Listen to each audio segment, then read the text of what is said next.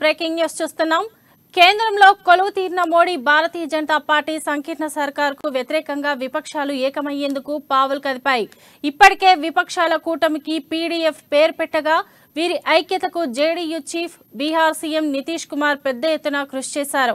ఆయన సారథ్యంలో 17 పార్టీల నేతలు పాట్నాలో సమావేశమయ్యారు. ఈ సందర్భంగా బీజేపీకి వ్యతిరేకంగా ప్రత్యామ్నాయం కావాలని పిలుపునిచ్చారు.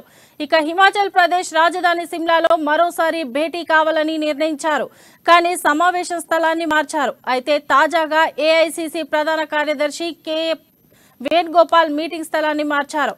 సిమ్లా నుంచి బెంగళూరుకు మార్చినట్లు తెలిపారు. ఇవాళ రేపు 2 రోజుల పాటు విపక్షాల సమావేశం జరగనుంది. ఇందులో భాగంగా సోనియా గాంధీ భావ సారూప్య పార్టీలకు విందు ఏర్పాటు చేశారు. తాజాగా జరిగే ఈ విపక్షాల కీలక సమావేశానికి దేశంలోని ప్రధానమైన 24 పార్టీలను రావాలంటూ ఆహ్వానం కాంగ్రెస్ పార్టీ ఆహ్వానం పలికింది. బెంగళూరు వేదికగా జరిగే ఈ సమావేశంపై ఉత్కంఠ నెలకొంది. ఎవరు హాజరవుతారు, ఇంకెవరు గైర్హాజరవుతారు అనే దానిపై మరోవైపు బీజేపీ ఆరా తీస్తోంది.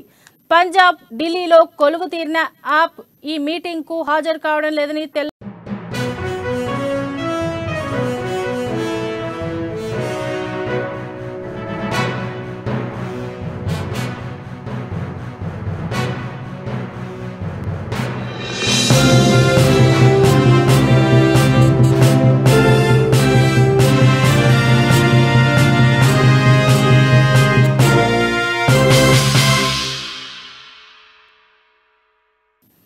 కేంద్రంలో కొలువు తీరిన మోడీ భారతీయ జనతా పార్టీ సంకీర్ణ సర్కార్కు వ్యతిరేకంగా విపక్షాలు ఏకమయ్యేందుకు పావులు కదిపాయి.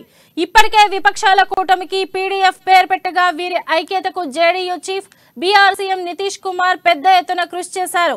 ఆయన సారథ్యంలో 17 పార్టీల నేతలు పాట్నాలో సమావేశమయ్యారు.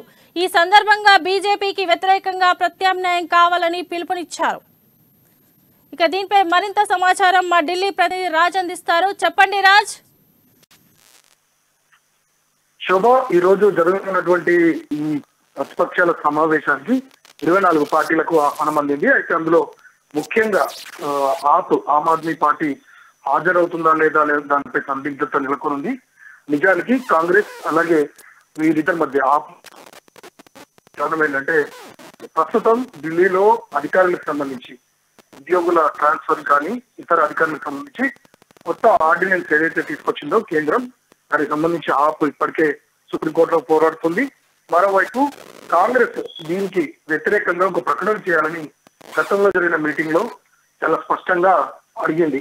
ఈ ఒక్క డిమాండ్ పైనే ఆప్ కొంతవరకు దూరంగా ఉంది ఇటువంటి పార్టీకి. కానీ ప్రస్తుతం ఉన్న పరిస్థితుల్లో కాంగ్రెస్ పూచాయిగా దీనికి అంగీకరించింది. మల్లికార్జున ఖర్గే స్వయంగా చెప్పారు, ఈ మీటింగ్ తర్వాత ఈ ఆర్డినెన్స్ కి సంబంధించి తాము తప్పకుండా వ్యతిరేకిస్తామని ప్రకటించడంతో ఆప్ నేతలు తమ మనసు మార్చుకునే అవకాశం ఉన్నాయి.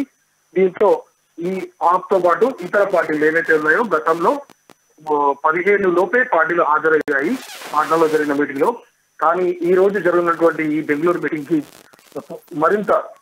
మరిన్ని పార్టీలు హాజరయ్యే అవకాశం ఉంది. దీనికి టోటల్ ఆర్గనైజింగ్ మొత్తం కూడా డిప్యూటీ సీఎం శివకుమార్ చూసుకుంటున్నారు. అలాగే ముఖ్యంగా అక్కడ జరుగుతున్నటువంటి సమావేశాలకు సోనియా గాంధీ హాజరు కానున్నారు. ఈ రోజు సాయంత్రం వరకు అందరూ పార్టీల నేతలందరూ కూడా చేరుకొని ఈ రోజు ఫార్మల్ మీటింగ్ జరుగుతుంది. రేపు మళ్ళీ ఉదయం 11 గంటలకు స్టార్ట్ అయితే ఈవినింగ్ 4 వరకు ఈ మీటింగ్ జరగనుంది. దీని తర్వాత తాము కామన్ మినిమం ప్రోగ్రామ్ ని ఏ రకంగా అమలు చేయబోతున్నామంటే ఒక ఎజెండాతో విపక్షాలన్నీ ఐక్యతతో వెళ్లాలనుకుంటున్నాయి. కేంద్రంలో అధికారంలో ఉన్న బీజేపీని గద్దెదించడానికి ప్రణాళికలు వేస్తున్నాయి. సో ఈ రేపటి సమావేశం తర్వాత ఒక కీలక ప్రకటన వెలువడే అవకాశం ఉంది. ముఖ్యంగా తమకు సంబంధించి తమ కూటమికి సంబంధించి ఒక పేరుతో పాటు అనౌన్స్మెంట్ తో పాటు ఏం చేయాలనుకుంటున్నాం, ఏ రకంగా ప్రజల్లోకి వెళ్ళాలనుకుంటున్నారంటే కూడా వీరు ఒక స్పష్టతను ఇచ్చే అవకాశం ఉంది. శుభం.